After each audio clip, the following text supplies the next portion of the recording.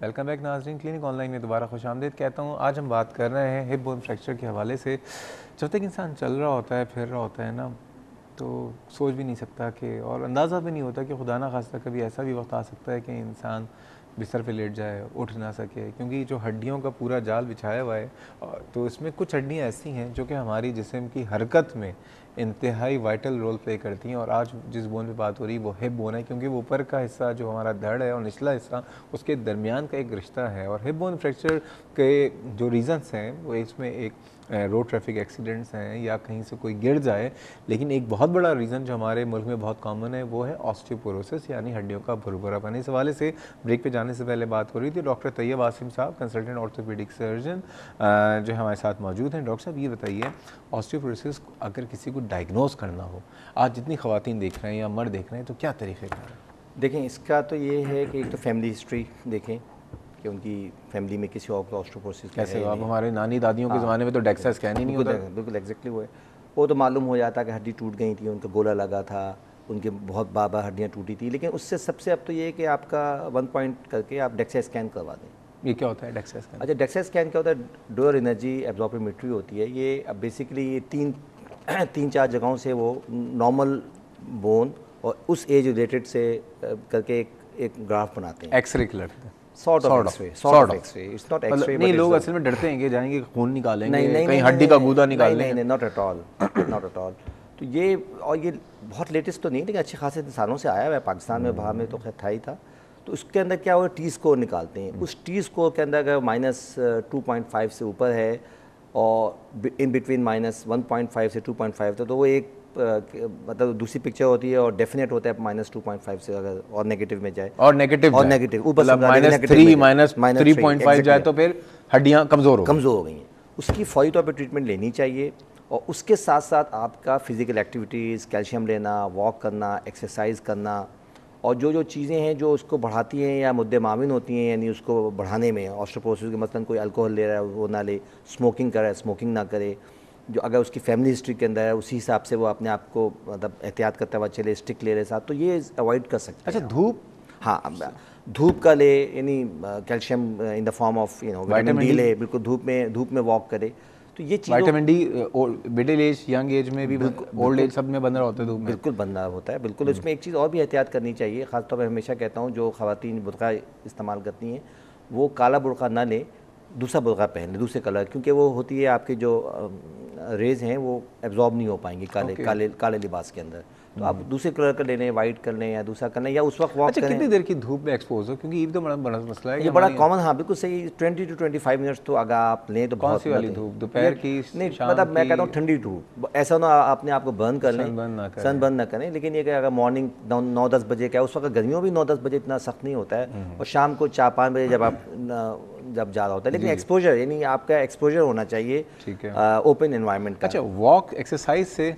बिल्कुल, exercise walk जितना कर सकें ये तो करना चाहिए। वो कि हम लोग इतना नहीं कर पाते हैं, हम मर्द इतने मसरूफ़ होते हैं, ख़वातीन भी चाहे घर के कामों में या जॉब करने वाली हैं। अक्सर मेरे पास जो पेशेंट्स आते हैं वो कहते हैं, डॉक्टर साहब हम सुबह निकलते हैं, फिर शाम को आते हैं, फिर घर के अंदर दूसरे कामों में, अपने डोमेस्टिक वर्क में इतना लगा, हमें टाइम ही नहीं मिलता।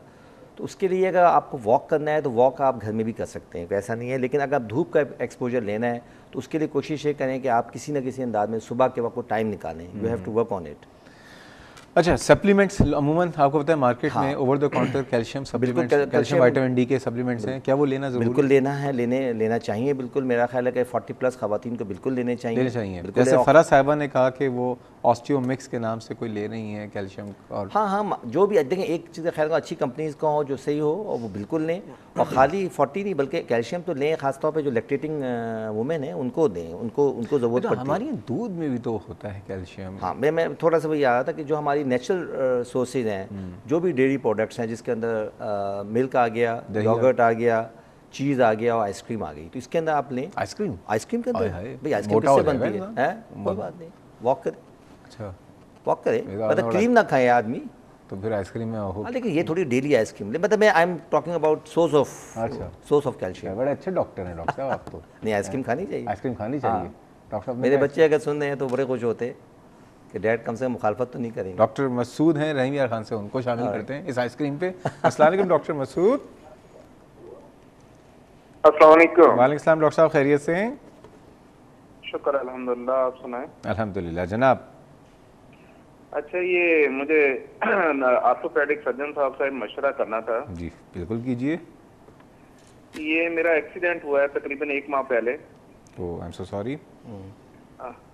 तो नी से ऊपर जो है वो तकरीबन कोई 2-2.5 इंच के करीब जो है ना, ये बोन लॉस भी है, और उसके अलावा 2-3 जगह पे मल्टीपल फ्रैक्चर हैं।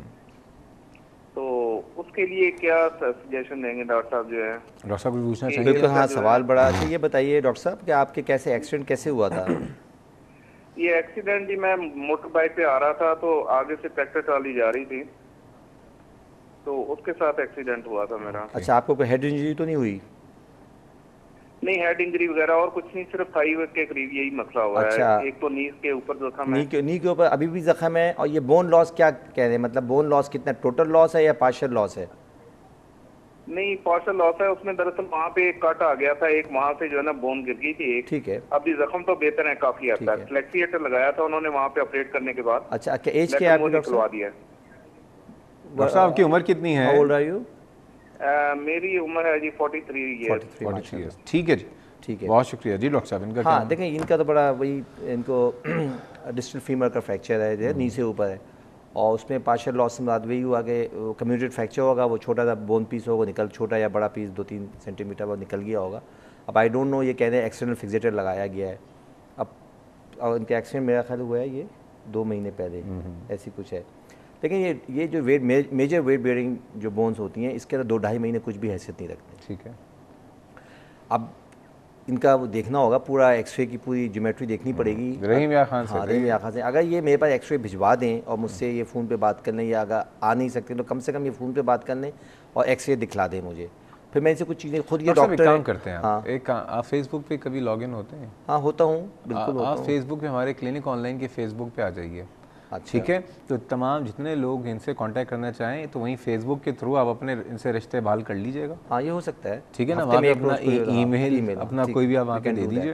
बिल्कुल, ये हो सकता है, बिल्कुल। और इनका ये है कि इनको जो है, अब अगर एक्स फिक्स लगा हुआ है और 2-2.5 महीने हैं, तो अभी 2-2.5 महीने में कुछ भी नहीं होगा। ठीक है। तो इनका प्रॉपर जो है डेफिनेटिव प्रोसीजर होना चाहिए, चाहे वो नेलिंग की सूरत में हो, या अगर इनका इंट्राआर्टिकुलर फ्रैक्चर है तो फिर कोई और फिक्सेशन करनी पड़ेगी। हाँ, किसी को जानते हैं रहीम खान में किसी डॉक्टर को? मैं नहीं किसी को, ऑनेस्टली मैं किसी को नहीं जानता हूँ। और वहाँ देखे जाए बात है कि ना, कराची में तो लोड बहुत ज़्यादा है। डेफिनेटली पूरे पंजाब में बहुत अच्छे डॉक्टर्स हैं, और पाकिस्तान का माशाल्लाह जो कॉलेज ऑफ फिजिशियन सर्जन है, उसने तो बहुत अच्छे सर्जन प्रोड्यूस किए हैं। तो डेफिनेटली रहीम खान में होंगे, अच्छे होंगे। आप किसी अच्छे क्वालिफाइड जो कम से कम फेलो हो उसके पास जाएँ। आप ये देख लीजिएगा, आपको डॉक्टर है वो आप जाएँ, उसकी ओपिनियन ले लें। भले से आप लाहौर चले हैं और कराची भी आ सकते हैं, जहाँ पे आपको बेहतर सहूलत मिले। बिल्कुल। अच्छा, लाहौर जाने की बात कर रहे हैं ना, तो लाहौर से हमारे पास डॉक्टर ताहिरा मौजूद हैं। अस्सलाम वालेकुम डॉक्टर साहिबा। वालेकुम सलाम, मैं डॉक्टर ताहिरा बात कर रही हूँ। कैसी हैं आप? ठीक हैं? मैं जी बिल्कुल ठीक ठाक। मैं लाहौर से बात कर रही हूँ। जी जी। एक्चुअली मेरे रिगार्डिंग मैं अपने हस्बैंड के एंकल जॉइंट फ्रैक्चर के बारे में पूछना था। उनके ना 2 साल पहले लेफ्ट एंकल जॉइंट फ्रैक्चर हुआ था by accident, fall from a height.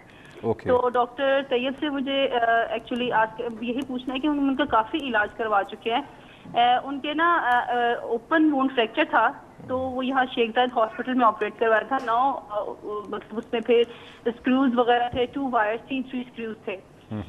Then उनका पोस्ट ऑपरेटिव आर्थराइटिस डेवलप हो गया था। Post traumatic arthritis. तो काफी इलाज करवाने के बावजूद ही still have a pain and swelling in the joint, जो रिड्यूस ही नहीं हो पा रही है। इवन हम लोगों ने चाइना के डॉक्टर्स के साथ भी, स्पेन के डॉक्टर्स के साथ भी कांटेक्ट किया, अमेरिका में भी कांटेक्ट किया, लेकिन वो लोग कहते हैं कि the only solution is arthrodesis of the joint, and we are very much worried about it because उनका he is athlete, so he can not resist walking. तो अब फिलहाल हमने उनका बार बार इन्फेक्शन हो रहा था जॉइंट में, आर्थराइटिस हो रहा था, तो हमने ना स्क्रूज रिमूव करवा दिए। जी जी। But still he have pain, और अभी तो वो फिलहाल रेस्ट पे ही हैं। तो उनके मैनेजमेंट, उनके ट्रीटमेंट के बारे में मैं मतलब पूछना चाहती हूँ। उम्र कितनी है आपके हस्बैंड की? नियर 40 है। नियर 40। अच्छा, इनकी क्या कंपाउंड इंजरी थी टू स्टार्ट विद? जी, कंपाउंड इंजरी थी। ठीक है, देखिए ये, हाँ मैं समझ, सवाल का जवाब देंगे आप? हाँ बिल्कुल दूंगा। ब्रेक के बाद। ब्रेक के बाद चलिए। नाज़रीन, बात हो रही है हिप बोन फ्रैक्चर की, लेकिन आप लोगों के सवाल भी मौजूद हैं, मज़ीद बातें करेंगे। डॉक्टर ताहिरा के हस्बैंड के सवाल का जवाब भी देंगे, लेकिन जा रहे छोटे से ब्रेक पे हमारे साथ रहिएगा।